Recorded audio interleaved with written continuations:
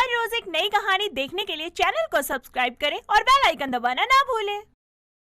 निधि की 2 दिन बाद शादी होने वाली थी, लेकिन वो फिर भी अपनी सहेली पारुल के साथ बाहर जाने लगी थी। पारुल निधि को रोकते हुए कहती है, अरे यार तू कहाँ जा रही है? 2 दिन बाद तेरी शादी है और अब तू बाहर जा रही है। अगर तेरी मम्मी को पता चला ना कि हम दोनों बाहर गए थे तो वो हम दोनों को बहुत सुनाएंगी। अरे यार तू इतना क्यों घबरा रही है? मैं हूं ना साथ में, माँ कुछ नहीं कहेगी, तो चल चुपचाप से। वैसे भी माँ सो रही है, जब तक माँ उठेगी ना तब तक तो हम जाकर भी वापस आ जाएंगे। अच्छा ठीक है, हम दोनों चलते हैं, लेकिन पहले ये तो बता मुझे कि हम जा कहाँ रहे हैं? अरे वो हमें ना एक शादी का कार्ड मिला था तो हम वहीं जा रहे हैं। मेरी शादी तो 2 दिन बाद है, इसलिए माँ तो आसपास की शादियों में ना खुद जा रही है और ना ही मुझे जाने दे रही है।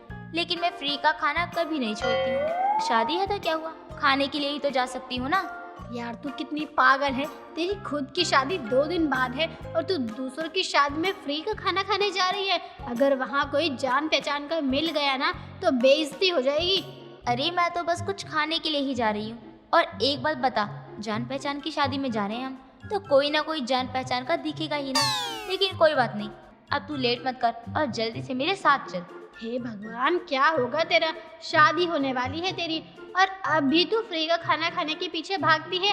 अरे तेरी सास अगर सख्त मिजाज की हुई ना तो सुधार देगी तुझे अच्छे से। हाँ चल ठीक है, जब ससुराल जाऊंगी ना तब देख लूंगी अपनी सास को कि कैसी है। अभी तो फिलहाल चल।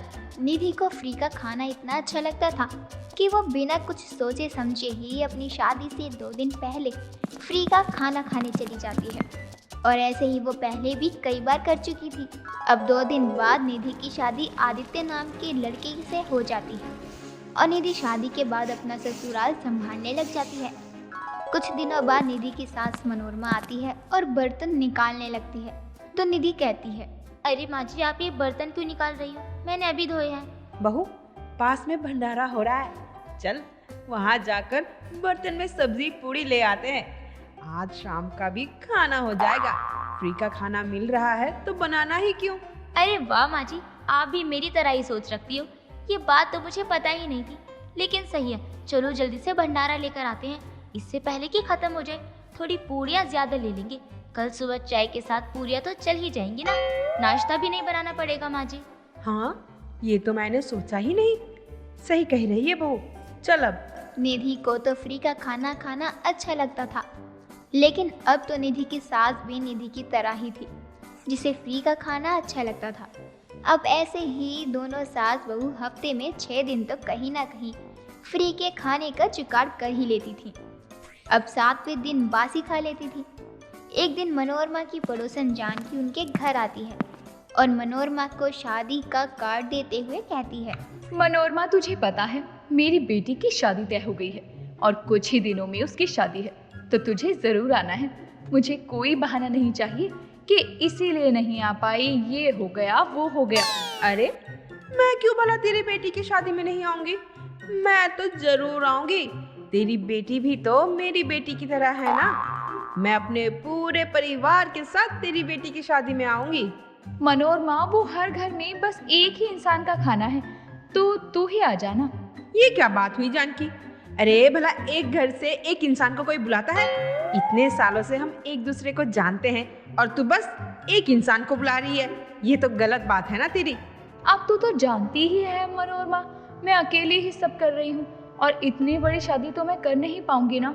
और ऊपर से लड़के वाले कह रहे हैं कि उनकी तरफ से बाराती भी बहुत आएंगे, तो हर चीज सोचकर ही चलनी पड़ेगी ना। अच्छा मैं चलती हूँ, और भी बहुत जगह कार्ड देना है मुझे। जानकी की बात मनोरमा और उसकी बहू निधि दोनों सुनते हैं, जिसके बाद निधि अपनी सास से कहती है, माँ जी यहाँ तो एक ही जन का न्योता है, अब हम दोनों फ्री का खाना कैसे खाएंगे? मुझे भी जाना है माँ जी शादी में, आप घर पर रह लेना ना। नहीं नहीं बहू, मैं तो जाऊंगी ही शादी में, तू घर पर ही रुक जाना। माँ जी मैं नहीं, अरे मैं आपकी बहू हूँ, आपको तो सामने से यही बोलना चाहिए कि बहू तू चली जा शादी में। मैं तो बूढ़ी हो गई हूँ, मैं जाकर क्या ही करूँगी, लेकिन आप तो मुझे ही मना कर रही हो। बूढ़ी होगी तेरी माँ, मैं अभी बूढ़ी नहीं हूँ। और मेरी बात सुन बहू, जानकी मुझे बोलने आई थी, तूने इसकी बात नहीं सुनी ना। वो बार बार मुझे कह रही थी कि मैं जाऊँ शादी में, वैसे भी मैं उसे काफी सालों से जानती हूँ। अब हम दोनों में इतनी अच्छी जान पहचान है, अगर मैं नहीं जाऊंगी तो उसे बुरा लगेगा ना, इसीलिए मैं जा रही हूँ। माँ जी एक बात बताओ, हम बस इतनी सी बात पर लड़ाई क्यों कर रहे हैं? शादी में एक ही इंसान जाए, लेकिन खाना तो वो पूरे घर के लिए ही ला सकता है ना। ये तो आप कर ही सकती हो ना माँ जी। बहू, तू क्या बोलना चाहती है?